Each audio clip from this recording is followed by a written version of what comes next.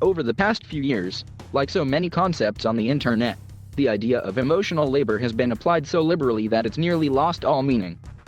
A mega-viral 2017 essay-turned-book by Gemma Hartley used the term to condemn the inequity of women's unpaid work in their straight relationships, which has since given anyone annoyed at their boyfriend an academic theory to score points with during fights over chores.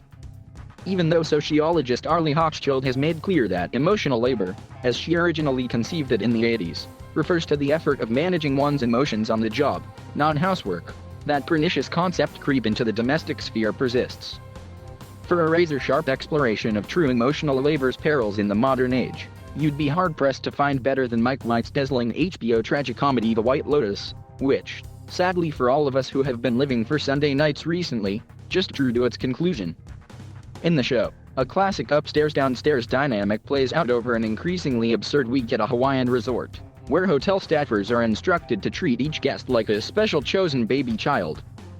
That directive comes from the handsomely mustachioed general manager, Armand, who in the first episode advises staffers to disappear behind masks and become pleasant, interchangeable helpers in the process.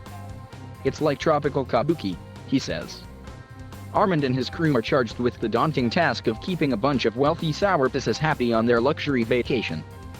For the warm and lovely Belinda, who runs the resort spa, that means catering to Jennifer Coolidge's Tanya McRoyd, a grieving, wayward soul toting her recently deceased mother's ashes around in a plastic bag.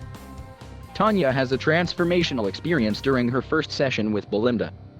For the rest of the week, Tanya pesters her into multiple off-the-clock meetups during which the poor Belinda must remain open, kind, and accommodating to Tanya's bottomless well of need.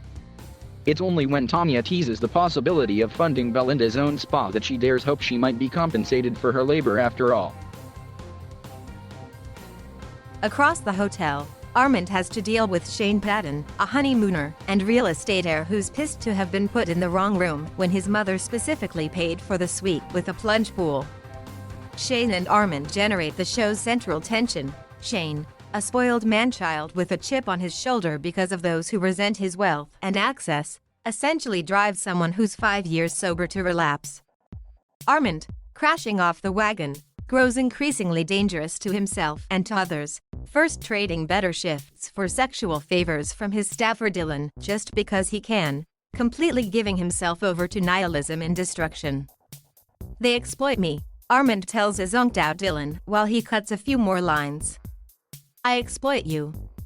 In retrospect, it wouldn't have made much sense for anyone but Armand to meet their demise.